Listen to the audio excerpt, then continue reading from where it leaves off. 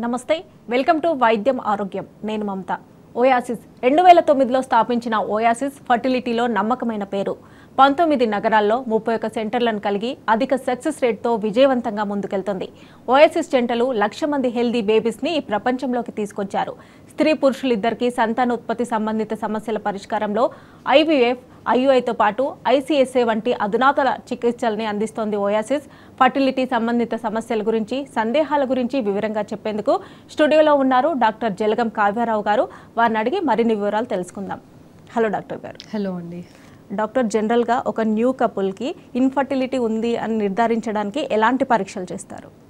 So ఒక couple మనకి first age కనుక చూసుకున్నట్టయితే ఆడవారిలో 35 కంటే తక్కువ వయసు ఉన్న స్త్రీలలో ఒక 2 ఇయర్స్ కంటే ఎక్కువగా ట్రై చేసి పిల్లలు కనుక అవ్వకపోతే ఫర్టిలిటీ స్పెషలిస్ట్ని కన్సల్ట్ అవ్వమని చెప్తాము. సో ఇందులో బేసికల్లీ ఏంటంటే ఆడవాళ్ళలో స్కాన్ ఫస్ట్ చేస్తాము. సో అందులో మెయిన్గా ఓవ్యులేషన్ ఎలా జరుగుతుంది, ఓవరీస్లో ఎగ్ రిజర్వ్ ఎలా ఉంది, యూట్రస్ షేప్ ఎలా ఉంది, ఇలాంటి విషయాలని ఫస్ట్ పరిగణనలోకి తీసుకొని తనకి పీరియడ్స్ రెగ్యులర్గా వస్తున్నాయా లేవా అనే ముఖ్యమైన అంశాన్ని నోట్ చేసుకుంటాము.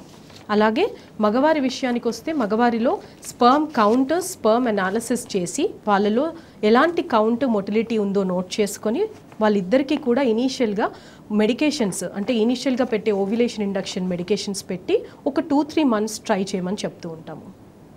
డాక్టర్, జనరల్గా అంటే ఇన్ఫర్టిలిటీకి ఏ రీజన్స్ కారణమవుతాయి? సో ఇన్ఫర్టిలిటీకి ఇద్దరు స్త్రీలలో ఉన్న పురుషులలో ఇప్పుడైతే చాలా కామన్గా ఉంది. ఒకప్పుడు మనకి ఎక్కువగా స్త్రీలలో పీరియడ్స్ సరిగ్గా రాకపోవడం అనేది వినిపించేది. కానీ ఇవాల్టి రోజులలో మగవారిలో కూడా స్పర్మ్కి సంబంధించిన ఇష్యూస్ ఎక్కువగా ఉంటున్నాయి. సో మెయిన్గా ఈ కపుల్ ఫర్టిలిటీ క్లినిక్ వచ్చినప్పుడు మెయిన్గా చేయించుకోవాల్సిన ఇంపార్టెంట్ టెస్ట్ గురించి మాట్లాడుకుందాము. సో ఫీమేల్ విషయానికి వస్తే పీరియడ్స్ కనుక రెగ్యులర్గా 28 to 30 డేస్ సైకిల్ ఉన్నప్పుడు ఈ ఓవ్యులేషన్ అనేది కరెక్ట్గా మనకు ఒక 14th to 16th డే మధ్యలో జరుగుతుంది. సో ఓవ్యులేషన్ జరుగుతున్నప్పుడు కూడా వీళ్ళు ఒకవేళ ట్రై చేసిన ప్రెగ్నెన్సీ రాని పక్షంలో నెక్స్ట్గా మనము హార్మోన్ అనాలిసిస్ చేస్తాం. అంటే ఓవేరియన్ రిజర్వ్ ఎలా ఉంది, ఏఎంహెచ్ అనే ఒక టెస్ట్ ఉంటుంది, యాంటీములేరియన్ హార్మోన్. సో ఈ టెస్ట్ చేసి వీళ్ళ ఓవేరియన్ రిజర్వ్ బాగుందా, వీళ్ళ అండాలలో అండాశయ నంబర్ కరెక్ట్గా ఉందా అనేది చూస్తూ ఉంటాం. అలాగే ట్యూబల్ బ్లాక్స్ అనేవి చాలా కామన్గా ఉంటాయి. సో ఈ ట్యూబ్స్ కూడా కరెక్ట్గా ఉన్నాయా లేవా అనేది మనం హెచ్ఎస్జి టెస్ట్ ద్వారా తెలుసుకుంటాం. ఇంకొన్ని కేసెస్లో ఏంటంటే లాప్రోస్కోపీ కూడా చేయాల్సిన సిచ్యువేషన్ వస్తూ ఉంటుంది. లాప్రోస్కోపీలో మనము ట్యూబ్ హెల్దీనెస్ కానీ, యూట్రస్ హెల్దీనెస్, ఈ రిప్రొడక్టివ్ ఆర్గన్ హెల్దీనెస్ ఎలా ఉందో మనము చెక్ చేసుకోవాలి. అలాగే మగవారి విషయానికి వస్తే వీళ్ళకి స్పర్మ్ అనాలిసిస్ అనేది చాలా బేసిక్. చాలామంది మగవాళ్ళు ఓన్లీ ఫీమేల్స్ని పంపించడం జరుగుతూ ఉంటుంది. సో ఇక్కడ ఏంటంటే కపుల్ ఫర్టిలిటీ ట్రీట్మెంట్ స్టార్ట్ చేసే ముందు ఇద్దరు రావాలి అండ్ ఇద్దరికి మనం ఈ బేసిక్ టెస్ట్ చేయడం ద్వారా ఒక 70% ప్రాబ్లం ఏంటనేది మనకి ఇక్కడే డయాగ్నోజ్ అవుతుంది. డాక్టర్, ఇన్ఫర్టిలిటీకి ఏజ్ ఫ్యాక్టర్ ఎంతవరకు కారణమవుతుంది? సో ఫర్టిలిటీకి డైరెక్ట్గా అసలు ఏజ్, ఫీమేల్ ఏజ్తోనే చాలా రిలేషన్ ఉంటుందండి. ఎనీ ట్రీట్మెంట్ మనకి ఫర్టిలిటీలో సక్సెస్ అవ్వాలి అని అంటే ఫీమేల్ ఏజే చాలా ముఖ్యం. ఎందుకు ఏజ్కి అంత ప్రాముఖ్యత ఇస్తున్నాం మనం ఆడవారిలో, మగవారిలో ఎందుకు మనము అంతగనము దీన్ని స్ట్రెస్ చేయట్లేదంటే ప్రతి అమ్మాయి తన తల్లి గర్భంలో ఉన్నప్పుడు కొంత అండాశయాలలో అండాల సంఖ్య అనేది ప్రయర్గా డిసైడ్ అయి ఉంటుంది. 5th మంత్లో కొన్ని మిలియన్ ఆఫ్ ఎగ్స్తోని ఆల్రెడీ ఒక ఫీమేల్ ఫీటస్ ఉంటుంది. అది జన్మించాక మనకి పుట్టిన తర్వాత కొన్ని లక్షల సంఖ్యకి అది తగ్గుతుంది. అలాగే 12 to 13 ఇయర్స్ వచ్చినప్పుడు అంటే పెద్ద మనిషి అయ్యే టైంకి ఈ ఎగ్ నంబర్ అనేది ల్యాక్స్లో నుంచి కొన్ని థౌజండ్స్కి వస్తాయి.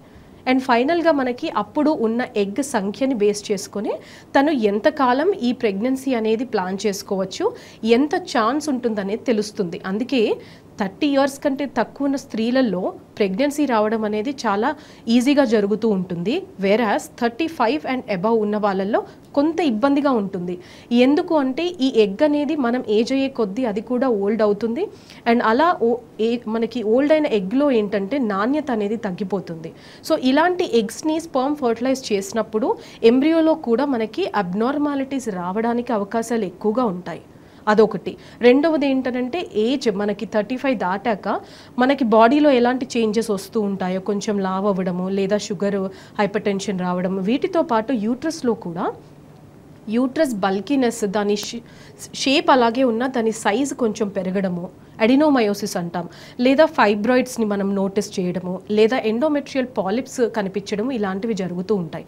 కాబట్టి ఏజ్ అబవ్ 35 ఉన్న స్త్రీలు, ఈవెన్ దో మీకు మ్యారేజ్ అయ్యి ఒక 1 year అయినా, ఇమీడియట్గా మీరు ఏం చేస్తారంటే ఫస్ట్ థింగ్ ఒక రొటీన్ అల్ట్రాసౌండ్ స్కాన్ చేయించుకొని ఏఎంహెచ్ టెస్ట్ చేయించుకొని ఒవేరియన్ రిజర్వ్ కరెక్ట్గా ఉన్నట్లయితే కొంచెం రిలాక్స్డ్గా మీరు ప్లాన్ చేయొచ్చు. అలాగే మగవారిలో కూడా అండి, మేల్కి ఏజ్ అనేది ఇలా కట్ ఆఫ్ అనేది ఏం లేదు. అంటే మనం చాలా న్యూస్లో చూస్తూ ఉంటాము 50 yearsకి 60 yearsకి కూడా ఇలా ప్రెగ్నెన్సీ న్యాచురల్గా వచ్చిందని. ఐవీఎఫ్కి ఏఆర్టీ ట్రీట్మెంట్స్కి మాత్రము ఫీమేల్కి ఏజ్ లిమిట్ మనకి లిమిట్ ఉంటుంది 50 years, మేల్స్కి 55. కాకపోతే 40 years తర్వాత మగవారిలో స్పర్మ్ కౌంట్ మొటిలిటీతో పాటు స్పర్మ్లో ఉన్న డిఎన్ఏ కూడా మనకి హెల్దీగా ఉండాలి అనేది ముఖ్యం. బట్ ఆఫ్టర్ 40 మనకి స్పర్మ్ డిఎన్ఏలో కూడా హెల్దీనెస్ తగ్గుతూ వస్తూ ఉంటుంది. అందుకే ఎక్కువ ఏజ్ ఉన్న మేల్స్ నుంచి పుట్టే పిల్లలకి అప్పుడప్పుడు కొన్ని సైకలాజికల్ ప్రాబ్లమ్స్ కానీ, లేకపోతే వాళ్ళ ఫ్యూచర్లో కూడా వాళ్ళు కూడా ఇన్ఫర్టైల్ అవ్వడానికి అవకాశాలు ఉంటాయి. డాక్టర్, కొన్ని రకాల ఇన్ఫెక్షన్స్ వల్ల కూడా సంతానలేమి సమస్య కలుగుతూ ఉందంటారు, అది నిజమంటారు? యా అండి, ఇన్ఫెక్షన్స్ విషయానికి వస్తే మనకి ఫీమేల్కి మనకి వెజైనా అనేది కామన్ ఏరియా ఇన్ఫెక్షన్స్ రావడానికి. అంటే వైట్ డిశ్చార్జ్, తెల్లబట్ట అవుతూ ఉంటుంది కదా. సో ఇది నార్మల్గా ఫిజియలాజికల్గా పీరియడ్స్ వచ్చే ముందు మీకు వైట్ డిశ్చార్జ్ అవ్వడం అనేది సహజము. ఎందుకంటే బాడీలో ఈస్ట్రోజన్ హార్మోన్ అనేది ఎక్కువగా ఉంటుంది ఎగ్ రిలీజ్ అయ్యే టైంలో. అలాగే పీరియడ్ వచ్చే ముందు ప్రొజెస్ట్రాన్ ఎక్కువగా ఉంటుంది. సో ఈ ఫిజియలాజికల్ థింగ్ని మనం పక్కన పెడితే మనకి ఆ వైట్ డిశ్చార్జ్ అనేది ఎప్పుడైతే బాగా ప్రాబ్లంగా మారుతుందో అప్పుడు మనం మనకి సర్విక్స్ అనేది గర్భసంచి ముఖద్వార స్క్రీనింగ్, క్యాన్సర్ స్క్రీనింగ్ అనేది చేసుకోవాలి. ప్యాప్స్మియర్ అనేది చాలా ఇంపార్టెంట్. సో ఈ ప్యాప్స్మియర్ మనకి సర్వైకల్కి సంబంధించిన సర్విక్స్ హెల్దీనెస్ గురించి చెప్తుంది, because that is the entry point for the uterus. So cervix normal ఉండి వెజైనాలో మనకి ఏమి ఇన్ఫెక్షన్స్ లేనప్పుడు దాదాపుగా మనకి అప్పర్ రీప్రొడక్టివ్ ట్రాక్ట్కి ఇన్ఫెక్షన్స్ పాస్ అవ్వవు. కాకపోతే కొన్ని కేసెస్లో ఏంటనంటే ట్యూబర్క్లోసిస్ అనేది మనకి ఒకప్పుడు ఇండియాలో చాలా ప్రివలెంట్గా ఉండేది. సో ఇలాంటి కండిషన్స్లో ఏంటనంటే మనకి టీబీ అని అంటే కాఫ్ అంటే చెస్ట్కి మాత్రమే, లంగ్స్కి మాత్రమే ఎఫెక్ట్ అవుతుందని అనుకునే వాళ్ళము. ఇదేంటనంటే సివియర్ స్టేజెస్లో మనకి యూట్రస్ అండ్ ఫెలోపియన్ ట్యూబ్స్ని కూడా ఎఫెక్ట్ చేస్తుంది. ఎప్పుడైతే ట్యూబర్క్లోసిస్ ట్యూబ్స్ని, ఫెలోపియన్ ట్యూబ్స్ని ఎఫెక్ట్ చేస్తుందో మనకి ట్యూబల్ బ్లాకేజెస్ వస్తాయి. ట్యూబ్ అనేది చాలా ఫైన్ స్ట్రక్చర్. అండ్ ఆ ట్యూబ్ ఎందుకు ఇంపార్టెంట్ అంటే ఎగ్ స్పర్మ్ మనకి ఫర్టిలైజ్ అయ్యేది ట్యూబ్లో. సో ట్యూబ్స్ ఓపెన్ ఉండడం అనేది చాలా ముఖ్యము. ఈ ట్యూబ్స్ కనుక ఏదైనా ఇన్ఫెక్షన్కి గురైనప్పుడు, ట్యూబర్క్యులోసిస్ ఒకటే కాకుండా చాలా బ్యాక్టీరియల్ ఇన్ఫెక్షన్స్ కూడా ఉంటాయి, పెల్విక్ ఇన్ఫ్లమేటరీ డిసీజ్ అంటాం. సో ఇలాంటి కండిషన్స్లో ఏంటంటే మనం వీటికి అర్లీ డయాగ్నోసిస్ చాలా ఇంపార్టెంట్. ఈ అర్లీ డయాగ్నోసిస్తోని క్యూర్ చేయడం వల్ల ట్యూబ్స్ అనేవి ఎక్కువ డ్యామేజ్ అవ్వకుండా ఉంటాయి. డాక్టర్, మీరు ఇందాక ట్యూబల్ బ్లాక్స్ గురించి చెప్తున్నారు కదా, అవి ఉంటే ప్రెగ్నెన్సీ రావడానికి అవకాశం లేదంటారా? ట్యూబల్ బ్లాక్ అనేది మనకి ట్యూబ్ అనేది ఒక ట్యూబ్ని ఎలా డిస్క్రైబ్ చేస్తామంటే దాని స్టార్టింగ్ పాయింట్ ఉంటుంది, దాని ఎండింగ్ పాయింట్ ఉంటుంది. సో ట్యూబ్ స్టార్టింగ్ పాయింట్ మనకి యూట్రస్కి కనెక్ట్ అయి ఉంటుంది. అలాగే ఎండింగ్ పాయింట్ ఏంటనంటే ఓవరీ దగ్గరలో ఉంటుంది. సో ఓవరీ దగ్గర నుంచి ఎగ్ని క్యాప్చర్ చేయడానికి మనకి ఫింబ్రియల్ ఎండ్ హెల్ప్ అవుతుంది. సో ఈ ఫింబ్రియల్ ఎండ్ బ్లాక్స్ ఉన్న వాళ్ళలో ఏంటనంటే ఓవ్యులేషన్ జరిగినప్పుడు ఆ ఎగ్ని క్యాప్చర్ చేయలేదు అటువంటి ట్యూబ్. అండ్ స్టార్టింగ్ పాయింట్ మనకి యూట్రస్కి కనెక్ట్ అయిన ట్యూబ్ బ్లాక్ ఉంటే ఏమవుతుందనంటే స్పర్మ్స్ యూట్రస్లో నుంచి ఫెలోపియన్ ట్యూబ్కి అవి దారి అనేది బ్లాక్ ఉండడం వల్ల అవి ట్రావెల్ చేయలేవు. సో ఈ బ్లాక్స్లో మనకి ఎక్కడ ఉందనేది చాలా ఇంపార్టెంట్. ఇది మనం ఎక్స్రేలో చేయించినప్పుడు తెలుస్తుంది. అండ్ ఇది మనకి యూట్రస్ దగ్గర ఉన్న బ్లాక్స్ అయితే అండి కొంచెం ఈజీగా క్లియర్ చేయగలుగుతాము. అదే ఫింబ్రియల్ అండ్ బ్లాక్స్ అయితే మాత్రము చాలా బ్లాకేజ్ ఎక్కువ రోజుల నుంచి ఉండడం వల్ల మనకి ఆ ఫింబ్రియా అనేది కంప్లీట్గా డ్యామేజ్ అయిపోయి దాని ఫిజియాలజీని అది కోల్పోయినప్పుడు బ్లాక్స్ని క్లియర్ చేయడం కష్టంగా ఉంటుంది. డాక్టర్, కాలర్ ఉన్నారు, కాల్ తీసుకుందాం. ఆదిలాబాద్ నుంచి మహేష్ గారు కాల్ చేశారు. నమస్తే అండి, డాక్టర్ గారు ఉన్నారు, మీ సమస్య ఏంటో చెప్పండి. నమస్తే మేడం. నమస్తే అండి. మేడం, మేము ఒక 5 to 10 years నుంచి మేము కొంచెం ఇబ్బంది పడుతున్నాం మేడం. అన్ని హాస్పిటల్కి వెళ్ళి వచ్చినాము. హలో, చెప్పండి, వింటున్నాను. ఎలాంటి హాస్పిటల్స్ లో ఎలాంటి డిసీజ్ ఏం లేవు, అన్ని నార్మలే వచ్చినాయి. అంటే మీ స్పర్మ్ అనాలిసిస్ తనవి కూడా అల్ట్రాసౌండ్ స్కానింగ్ అన్ని హార్మోన్స్ నార్మలే ఉన్నాయా అండి? అవును మేడం, అన్ని నార్మలే ఉన్నాయి మేడం. ఓకే, అంటే మీరు ఓవ్యులేషన్ ఇండక్షన్ ట్రై చేసి ఎగ్ గ్రోత్ ఎలా ఉంది, ఎగ్ రిలీజ్ ఎలా అవుతుందో కూడా చెక్ చేయించుకున్నారా? మేడం అన్నీ ఏం లేదు మేడం, 1,50,000 దాకా ఖర్చు చేసినాము అన్ని హాస్పిటల్లో. ఓకే, వాళ్ళు ఏదైతే చెప్పారో ఇలాంటి డెసిషన్ అయినా పర్లేదు, డబ్బులు ఏం పర్లేదు, మీరు ఏది అంటే అదే అని చెప్పినాను. అన్ని విధాలుగా చేసినారు. మనకు స్పెరమ్ కౌంట్ కూడా 7,50,000 ఉన్నాయి, 7 మిలియన్స్ ఉన్నాయి. ఓకే అండి, అంటే మీరు చెప్తున్న విషయం ఏంటంటే మీ సైడ్ నుంచి మీ వైఫ్ సైడ్ నుంచి ఇన్వెస్టిగేషన్స్ ట్రీట్మెంట్స్ తీసుకుంటున్నప్పుడు కూడా అంతా బాగానే ఉందని అంటున్నారు. ఇది కొంతవరకు అన్ఎక్స్ప్లెయిన్ ఇన్ఫర్టిలిటీ అంటామండి. అన్ఎక్స్ప్లెయిన్ ఇన్ఫర్టిలిటీ అంటే ఏంటంటే మనం టెస్ట్ ద్వారా కానీ స్కానింగ్ రూపంలో కానీ మనం ఇది ప్రాబ్లం అని డయాగ్నోస్ చేయలేము. కాకపోతే అంటే పేషెంట్ సైడ్ నుంచి ఏమనుకుంటారంటే అంతా బాగుంది అని అనుకుంటారు, బట్ దీన్ని డీపర్ లెవెల్లో మనం అనాలిసిస్ చేయాలి. సో ఇలాంటి కేసెస్లో ఏంటంటే ఓవ్యులేషన్ జరిగినప్పుడు మనకి ఎగ్ క్వాలిటీ అనేది మనకి ప్రాబ్లంగా ఉండొచ్చు. సో ఎగ్ క్వాలిటీ అనేది మనకి స్కాన్లో తెలియదండి. జస్ట్ ఓవ్యులేషన్ అంటే మనకి ఎగ్ రిలీజ్ అయిందని తెలుస్తుంది, కానీ క్వాలిటీ అనేది మనం బయటికి తీసినప్పుడే మనం దాని గురించి కమెంట్ చేయగలుగుతాము. రెండవది, ఆ ఎగ్ రిలీజ్ అయినప్పుడు అసలు ఫింబ్రియా అనేది క్యాప్చర్ చేస్తుందా, స్పర్మ్స్ అనేవి ట్రావెల్ చేయగలుగుతున్నాయా, ఈ ఫర్టిలైజేషన్ ప్రాసెస్ జరుగుతుందా, ఈ ఎంబ్రియో గనక తయారయ్యి యూట్రస్లో వచ్చి ఇంప్లాంట్ అయ్యే టైంకి మనకి యూట్రస్ ఎంతవరకు మనకి రిసెప్టివ్గా ఉందనేది, ఇట్లాంటి అంశాలని మనం డీపర్గా అనలైజ్ చేయాలి. సో దీనికి మనకి ఐవీఎఫ్లో మాత్రమే సాధ్యం అవుతుందండి. ఎందుకంటే ఐవీఎఫ్లో దీన్ని 2 భాగాలుగా చేస్తాము. ఎగ్స్ని మనం ఫస్ట్ స్టిమ్యులేట్ చేసి బయటికి తీయడము, ఫర్టిలైజేషన్ చేస్తున్నప్పుడు వీళ్ళల్లో ఎగ్ ప్రాబ్లమా స్పర్మ్ ప్రాబ్లమా అనేది మనకు తెలుస్తుంది. అలాగే ఎంబ్రియోని కూడా కరెక్ట్ టైంలో ఎండోమెట్రియం కరెక్ట్గా ఉన్న టైమింగ్లో మనం ట్రాన్స్ఫర్ చేస్తే అన్ఎక్స్ప్లెయిన్ ఇన్ఫర్టిలిటీకి సక్సెస్ రేట్స్ బాగుంటాయండి. డాక్టర్ గారు, కపుల్కి న్యాచురల్గా ప్రెగ్నెన్సీ రాకపోతే నెక్స్ట్ ఏం సజెషన్ చేస్తారు? సో న్యాచురల్గా ప్రెగ్నెన్సీ ఒక 2 years వరకు ట్రై చేసి రాకపోతే మాత్రం మనం ఇందాక డిస్కస్ చేసుకున్నట్టు ఇన్వెస్టిగేషన్స్ అనేవి ఇద్దరికి మనం చెక్ చేశాక ట్రీట్మెంట్ అనేది ఫస్ట్ మనకి ఓవ్యులేషన్ ఇండక్షన్తో స్టార్ట్ అవుతుంది. ఓవ్యులేషన్ ఇండక్షన్తో ఏంటి అడ్వాంటేజ్ న్యాచురల్కి ఉన్న దీనికి అని అంటే, న్యాచురల్గా మనకి ఒక ఎగ్ అనేది ఒక సైడ్ ఓవరీ నుంచి మాత్రమే వస్తుంది. ఓవ్యులేషన్ ఇండక్షన్ ఇవ్వడం వల్ల మనకి ఎక్స్ట్రా నెంబర్ ఆఫ్ ఎగ్స్ అనేవి వస్తాయి. సో ఇలా మనకి 2 sides ఓవరీస్ నుంచి ఫాలికల్స్ మనం తయారు చేసి వాటిని అవి రిలీజ్ అయ్యేలాగా చేయడం వల్ల ప్రెగ్నెన్సీ ఛాన్సెస్ అనేది డబుల్ అవుతాయి మనకి. అలాగే ఓవ్యులేషన్ని కరెక్ట్ టైంలో కనుక్కొని దీనికి వాళ్ళకి ఎప్పుడు కలిసి ఉండాలో చెప్పడం ద్వారా వీళ్ళకి ప్రెగ్నెన్సీ అనేది న్యాచురల్ కంటే కూడా ఎక్కువగా ఉంటుంది. అలాగే వీళ్ళు ఒకవేళ 3 to 4 months న్యాచురల్గా ఇలా ట్రై చేశాక కూడా అవ్వకపోతే నెక్స్ట్ ఫర్దర్గా ఏంటనంటే ఐయుఐ అడ్వైస్ చేస్తూ ఉంటాం. సో ఐయుఐ అనేది ఏంటనంటే intra uterine insemination of husband sperm.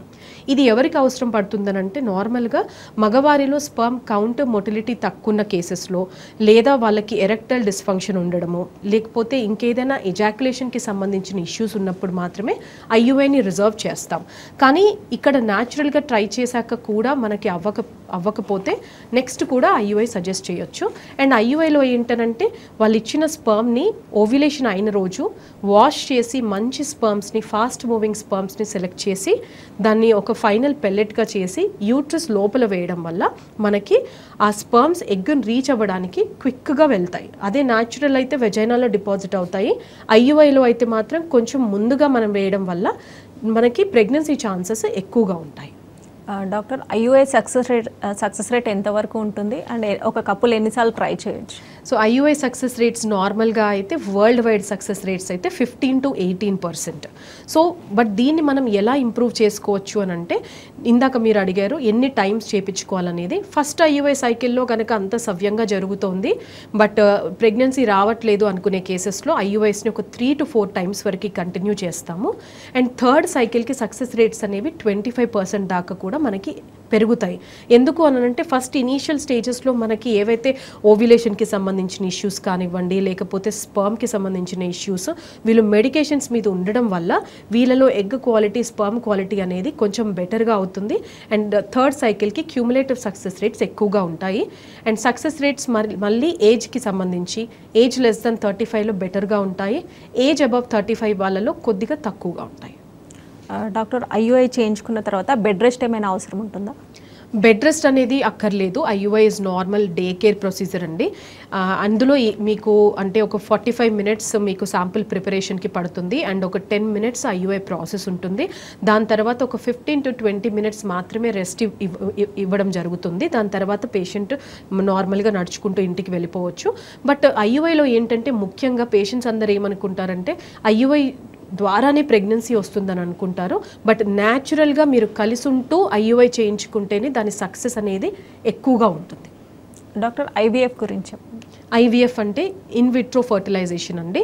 ఈ మధ్యకాలంలో ఐవీఎఫ్ అవసరం అనేది చాలా ఎక్కువగా ఎందుకు పెరుగుతుంది అని అంటే మనలో ఉన్న జీవన శైలి అంటే లైఫ్ స్టైల్ అనేది చాలా చేంజ్ వచ్చింది. ఒకప్పుడు జనరేషన్లో ఒక 5-6 మందిని కనగలిగిన మన గ్రాండ్ పేరెంట్స్ కానివ్వండి, అది వస్తూ జనరేషన్స్తో ఏం జరుగుతుందనంటే 3కి కానీ 2కి కానీ ఇప్పుడు 1కి కూడా చాలా కష్టంగా అవుతుంది. అంటే మనకి దొరికే ఫుడ్ కానివ్వండి, దాని క్వాలిటీ కానివ్వండి, మనం మన బాడీకి తీసుకునే కేర్ అంటే ఎక్కువగా సెడెంటరీ లైఫ్ స్టైల్ వల్ల కూర్చొని చేసే సాఫ్ట్వేర్ జాబ్స్ కానివ్వండి, అంటే అదొక్కటే కాదు ఇంకా చాలా మనకి కూడా మనకి వాకింగ్ చేయడానికి కానీ ఎక్సర్సైజ్ చేయడానికి ఫిజికల్ యాక్టివిటీ అనేది బాగా తగ్గిపోయింది. దీనివల్ల బాడీలో అక్కర్లేని వెయిట్ అంతా బిల్డప్ అయిపోతుంది. సో ఇలా వెయిట్ బిల్డప్ అవ్వడం వల్ల ఏంటనంటే హార్మోనల్ ఇంబ్యాలెన్సెస్ ఎక్కువగా వస్తున్నాయి. అండ్ పీసీఓడి అనేది అందుకే ఎక్కువగా పెరిగింది. సో జంక్ ఫుడ్ ఎక్కువగా తీసుకోవడము, సెడెంటరీ లైఫ్ స్టైల్కి అలవాటు పడిపోయి మనకి వెయిట్ పెరిగిపోవడం వల్ల ఈ పీసీఓడి ఒకటి. రెండవది ఏంటి అని అంటే మగవారిలో కూడా అండి, అంటే అర్బన్ అండ్ రూరల్లో కూడా డిఫరెంట్గా ఉంటాయి ప్రాబ్లమ్స్. ఇప్పుడు మనకి అర్బన్లో ఏంటంటే సాఫ్ట్వేర్ ఎంప్లాయీస్ లేదా సిట్టింగ్ లైఫ్ స్టైల్ ఉన్న వాళ్ళలో ఏంటంటే హీట్ ఎక్స్పోజర్కి కంటిన్యూస్ రేడియేషన్కి గురైనప్పుడు స్పర్మ్స్ కౌంట్స్ తగ్గిపోతూ ఉంటాయి. రూరల్లో ఏంటంటే అగ్రికల్చరల్ బ్యాక్గ్రౌండ్లో ఉన్నప్పుడు ఏంటంటే పెస్టిసైడ్ ఎక్స్పోజర్స్కి వీళ్ళకి స్పర్మ్ కౌంట్స్ తగ్గుతూ ఉంటాయి. ఈ 2 కారణాల వల్ల ఎక్కువగా ఐవీఎఫ్ చేయాల్సి వస్తుంది. 3వ కారణం మనం సృష్టించిన కారణం ఏంటంటే మనకి ఇప్పుడు పిల్లలు వద్దు, నేను కెరియర్లో చాలా బిజీగా ఉన్నాను, నాకు ఇప్పుడే పిల్లల్ని ప్లాన్ చేసుకోవాలని లేదు అనే రీజన్తోని మనం దాన్ని మన ఫర్టైల్ పీరియడ్లో ఉన్న మన వాల్యుబుల్ ఏజ్ని దాన్ని పుష్ చేయడం వల్ల మనం ఇప్పుడు ఐవీఎఫ్ చేయించుకోవాల్సిన సిచ్యువేషన్ వస్తుంది. సో ఐవీఎఫ్లో ఏంటంటే దీంట్లో ఆడవారిలో అన్ని టెస్టులు చేయించాక ఇంజెక్షన్ స్టార్ట్ చేస్తాం, హార్మోనల్ ఇంజెక్షన్స్. ఈ మెడికేషన్స్తో ఏంటంటే 1-2 పెరగవలసిన ఎగ్స్ కంటే కూడా ఎక్కువ సంఖ్యలో మనం ఎగ్స్ని బాడీలో గ్రో చేసి అవి మెచ్యూర్ అవ్వడానికి ఇంజెక్షన్ ఇచ్చి మెచ్యూర్ అయిన ఎగ్స్ని బయటికి ఎక్స్ట్రాక్ట్ చేస్తాము under anaesthesia. This is also day care procedure అండి.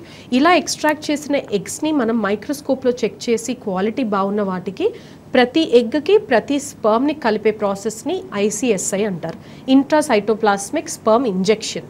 ఐవీఎఫ్ అంటే ఏంటనంటే ఒక ఎగ్కి కొంత కొలతలలో కొన్ని స్పర్మ్స్ని ఒక డిష్లో వదిలేస్తాం, అక్కడ స్పర్మ్ ఎగ్ని ఫర్టిలైజ్ అదే చేయాలి. బట్ ఐసిఎస్ఐలో స్పర్మ్ని డైరెక్ట్గా ఇంజెక్ట్ చేయడం వల్ల ఇక్కడ ఫర్టిలైజేషన్ ఛాన్స్ ఎక్కువగా ఉంటుంది. ఇలా ఫర్టిలైజ్ అయిన ఎంబ్రియోస్ని 5 days వరకు కల్చర్ చేస్తాం. 5th డే ఎంబ్రియోని బ్లాస్టోసిస్ట్ అంటాము. ఈ బ్లాస్టోసిస్ట్ స్టేజ్లో ఎంబ్రియోస్ని గ్రేడ్ చేసి A grade, B grade, C గ్రేడ్గా మనం దీన్ని గ్రేడ్ చేసుకొని పేషెంట్కి గర్భాశయంలో వీలైతే సేమ్ మంత్లో ట్రాన్స్ఫర్ చేస్తాము, లేదా ఎంబ్రియోస్ని క్రయో ప్రిజర్వ్ చేసి నెక్స్ట్ మంత్లో తన యూట్రస్ లైనింగ్ని ప్రిపేర్ చేసుకొని ట్రాన్స్ఫర్ చేస్తాం. ఇలా మనం చేశాక కూడా వీఆర్ నాట్ ఎట్ 100%. ఐవీఎఫ్ అంటే 100% అనేది మాత్రం అనుకోవద్దు. IVF is a process. IVF చేస్తున్నప్పుడు ఈ జర్నీలో మన ప్రాబ్లమ్స్ని మనం తెలుసుకుంటాము. అండ్ టెక్నాలజీ మనకి కొంతవరకు ఈ ప్రాబ్లమ్ని అధిగమించడానికి హెల్ప్ చేస్తుంది. World wide success rates 40 to 50% ఉన్నాయి. అండ్ ఓయాసిస్లో సక్సెస్ రేట్స్ మాత్రం 70% కన్సిస్టెంట్గా ఉన్నాయి. డాక్టర్, ఐవీఎఫ్ కానీ ఐయుఐ వల్ల కానీ సైడ్ ఎఫెక్ట్స్ ఏమైనా ఉంటాయా? ఐయుఐలో అండి టాబ్లెట్స్తోని 1 or 2 ఇంజెక్షన్స్తోని ఫాలికల్స్ని గ్రో చేసేటప్పుడు ఎటువంటి ప్రాబ్లమ్స్ ఉండవు. బట్ ఐవీఎఫ్లో ఏంటంటే డైలీ ఇంజెక్షన్స్ ఇవ్వడం వల్ల ఇక్కడ బాడీలో మనము ఒక ఎన్విరాన్మెంట్ అంటే సూపర్ న్యూమరీ ఎన్విరాన్మెంట్ని క్రియేట్ చేసాం. ఎక్కువ ఎగ్స్ రావడం వల్ల ఎక్కువ ఈస్ట్రోజన్ ఉంటుంది. ఈ ఎక్కువ ఈస్ట్రోజన్ ఏంటనంటే బాడీకి మంచిది కాదు. సో ఎగ్స్ని మనం ఎక్స్ట్రాక్ట్ చేశాక దీనికి మళ్ళీ కౌంటర్ ఇంజెక్షన్స్ ఒక 5 days ఇవ్వడం వల్ల ఆ యాక్టివ్నెస్ తగ్గిపోతుంది. అండ్ ఓవేరియన్ హైపర్ స్టిమ్యులేషన్ని ప్రివెంట్ చేయడం అనేది ఐవీఎఫ్లో ఒక మెయిన్ ఇంపార్టెంట్ స్టెప్. చాలామంది పేషెంట్స్ భయపడేది కూడా దీనికోసమే. సో దీనికి పీసీఓడికి ఐవీఎఫ్ చేసేటప్పుడు చాలా కేర్ఫుల్గా ఉండవలసిన ఈ అంశంని మేము తీసుకొని ఇండియాలో మొట్టమొదటిగా ఇన్విట్రో మెచ్యురేషన్ అనే పద్ధతిని మేము ఇండియాలో ఫస్ట్ లాంచ్ చేశాము, కాపా ఐవీఎం అని. ఇక్కడ ఇంజెక్షన్స్ లేకుండా డ్రగ్ ఫ్రీ ఐవీఎఫ్ పద్ధతి ద్వారా మేము ఇంజెక్షన్స్ లేకుండా ఇమ్మెచ్యూర్ ఫాలికల్స్ నుంచి ఎగ్స్ తీసి ఆ ఇమ్మెచ్యూర్ ఎగ్స్ని ఒక సెపరేట్ కల్చర్ కండిషన్లో దాన్ని మెచ్యూర్ చేస్తున్నామండి. సో మనం ఇప్పుడు దాకా మాట్లాడుకున్న ప్రాబ్లమ్స్ అన్నీ కూడా ఈ స్టెప్తోనే ఎలిమినేట్ అవుతున్నాయి. 0% chances for side effects and ovarian hyper stimulation. But success rates IVF అంత ఎక్కువగా ఉండవు, ఐఓఐ కంటే తక్కువగా ఉండవు. This is somewhere between 30 to 40%. And ఇది పీసీఓ వాళ్ళకి ఒక వరంగా మనం చెప్పుకోవచ్చు. డాక్టర్, ఐవీఎఫ్ చేయించుకున్న తర్వాత సక్సెస్ అవ్వకపోతే మళ్ళీ ఎంత గ్యాప్లో మళ్ళీ నెక్స్ట్ ట్రై చేయొచ్చు అంటారు? సో ఐవీఎఫ్లో ఫస్ట్ ఎంబ్రియో ట్రాన్స్ఫర్ మనం చేశాక అది గనక ఫెయిల్ అయితే ఫస్ట్ మనకి ఎందుకు ఫెయిల్ అయింది, ఎంబ్రియో ప్రాబ్లమా లేకపోతే యూట్రస్ ప్రాబ్లమా అనే 2 reasons, లేదా థర్డ్ బాడీ ప్రాబ్లమా అని చూస్తామండి. దాదాపుగా యూట్రస్లో ఎటువంటి ప్రాబ్లం లేదన్నాకే మనం ఎంబ్రియోస్ ట్రాన్స్ఫర్ చేస్తాం, అంటే చూడడానికి హిస్ట్రోస్కోపీ చేసి. బట్ ఏంటనంటే కొంతమందికి మనకి ఎంబ్రియో పెట్టే టైమింగ్ విండో ఆఫ్ ఇంప్లాంటేషన్ అని ఉంటుంది. ఈ టైమింగ్ అనేది మనకి కొంత డిఫరెంట్గా ఉంటుంది. సో వీళ్ళకి ఏంటనంటే ఎండోమెట్రియల్ రిసెప్టివిటీ టెస్ట్ చేశాక నెక్స్ట్ ఎంబ్రియోస్ని మనం ఆ టైంలో పెడితే కరెక్ట్గా ఉంటుంది ఒకటి. రెండోది మనకి ఎంబ్రియోలో కూడా ఏదైనా లోపం ఉందా అనేది కనుక్కోవాలి. సో దీనికి ఏంటనంటే ప్రీ జెనెటిక్ టెస్టింగ్ ఎంబ్రియోకి మనం గనక చేసుకున్నట్టయితే అబ్నార్మల్ ఎంబ్రియోస్ని మనము అవాయిడ్ చేసి నార్మల్ ఎంబ్రియోని సెలెక్ట్ చేసి ఆ పర్టికులర్ టైమింగ్లో పెట్టడం వల్ల మనకి సక్సెస్ చాలా బెటర్గా ఉంటుంది. అలాగే బాడీలో అండి చాలా వ్యతిరేకత కూడా ఉంటుంది కొంతమంది పేషెంట్స్కి. ఎన్నిసార్లు ఎంబ్రియోస్ పెట్టినా కానీ ఇంప్లాంట్ అవ్వవు. సో వీళ్ళకి ఏంటనంటే ఇమ్యూన్ సిస్టమ్ ఎలా ఉంది, వీళ్ళకి ఏమైనా ఇమ్యూనో మాడ్యులేటర్స్ అవసరం పడతాయా అనే కోణంలో కూడా ఆలోచించి మనం నెక్స్ట్ అటెంప్ట్ని మనం ప్లాన్ చేసుకోవాలి. డాక్టర్, మేల్స్లో ఇన్ఫర్టిలిటీకి ఎలాంటి రీజన్స్ ఉంటాయి? మేల్స్లో ముఖ్యంగా చెప్పుకోవాల్సిన రీజన్ ఏంటంటే వాళ్ళకి స్పర్మ్ అనాలిసిస్ చేస్తే తప్ప మనకి అందులో ప్రాబ్లం ఉందని తెలియదు ఒకటి. రెండోది ఏంటనంటే మనకి కొంతమంది అంటే డిక్రీజ్డ్ ఫీలింగ్స్, మనకి ఎక్కువగా ఎరెక్షన్స్కి సంబంధించిన ప్రాబ్లమ్స్తో వస్తున్నప్పుడు మనము ఆ కోణంలో ట్రీట్మెంట్ చేయాల్సి ఉంటుంది. ఒకవేళ కౌంట్ మొటిలిటీ మాత్రమే ప్రాబ్లం అయితే వీళ్ళకి ఏంటనంటే బేసిక్ మెడికేషన్ పెడతామండి. వీళ్ళకి స్పర్మ్ ప్రొడక్షన్ ఇంప్రూవ్ కావడానికి. బాగా తక్కువగా ఉంది స్పర్మ్ ప్రొడక్షన్ అని అనుకుంటే మాత్రము, లేదా 0 స్పర్మ్ కౌంట్స్ ఉన్న కేసెస్లో ఏంటనంటే మనము హార్మోన్స్ అన్ని ఎవాల్యుయేట్ చేసి జన్యుపరమైన కారణాలు ఏమీ లేవు అని నిర్ధారించుకున్నాక టెస్టిస్లో నుంచి, టీజా అంటాం దీన్ని, మైక్రో టెస్టికులర్ స్పర్మ్ ఆస్పిరేషన్ పద్ధతి ద్వారా టెస్టిస్లో నుంచి స్పర్మ్స్ని తీసుకొని కూడా మనం వాళ్ళకి వాళ్ళ ఓన్ చిల్డ్రన్ని కూడా ఇవ్వగలుగుతాం. డాక్టర్, వంశపారంపర్యంగా కూడా ఇలా సంతానలేమి సమస్యలు వచ్చే అవకాశాలు ఉన్నాయా? వంశపారంపర్యంగా అంటే అండి ఇప్పుడు పిల్లలు లేకపోవడము అనేది ఎందుకు అనేది మనం కనుక తెలుసుకున్నట్టయితే, ఇప్పుడు పీసీఓడి ఉంది, దట్ ఈస్ ఫెమిలియల్ అండి. ఇప్పుడు తల్లికి కానీ మనకి సిస్టర్స్కి కానీ పీసీఓడి ఉన్నప్పుడు మనకు కూడా ఉండే అవకాశాలు ఉంటాయి. కానీ ట్యూబల్ బ్లాక్స్ కానీ ఇలాంటివి జరగవు ఫెమిలియల్గా. ఫైబ్రాయిడ్స్ ఈజ్ ఫెమిలియల్, ఇది ఫీమేల్స్లో. మేల్స్ విషయానికి వస్తే స్పర్మ్ కౌంట్ ఏది కూడా ఫెమిలియల్ కాదు మనకి. అంటే ఫాదర్కి లేకపోవడం వల్ల మనకి ఇప్పుడు చిల్డ్రన్కి లేవు అని అనుకోవడానికి లేదు. ఇది ఏంటనంటే మనం పుట్టుకతోని మన గ్రోత్లో, అంటే మనం పెరిగేటప్పుడు మనం తీసుకునే ఫుడ్ కేర్ మీద చాలా ఇంపాక్ట్ అయి ఉంటుంది. కానీ కొన్ని కండిషన్స్లో మనకి ఏంటనంటే ఫెమిలియల్ జెనెటిక్ కండిషన్స్ ఉంటాయండి, లైక్ థాలాసీమియాస్ ఉన్నాయి. ఇలాంటి కండిషన్స్లో ఏంటంటే మనం అది ఫ్యూచర్ జనరేషన్కి అవాయిడ్ చేయాలి. ఈ ప్రాబ్లం వల్ల కొంతమంది పిల్లలు పుట్టారు, చనిపోయారు అని అనుకుంటే మాత్రము we have a technology to identify that particular condition. ఆ కండిషన్ లేని ఎంబ్రియోని సెలెక్ట్ చేసుకొని ప్రీజెనెటిక్ టెస్టింగ్ ద్వారా మనము వీళ్ళకి హెల్దీ బేబీని నెక్స్ట్ జనరేషన్కి ఇవ్వచ్చు. థ్యాంక్ యూ డాక్టర్ గారు. సంతానలేమి సమస్యలైన వాటి కోసం ఐఓఐ, ఐవీఎఫ్, ట్యూబల్ బ్లాకేజ్ గురించి చాలా చక్కగా వివరించారు. Thank you so much. Thank you so much అండి. ఇది వాళ్ళ వైద్యం ఆరోగ్యం. నమస్తే.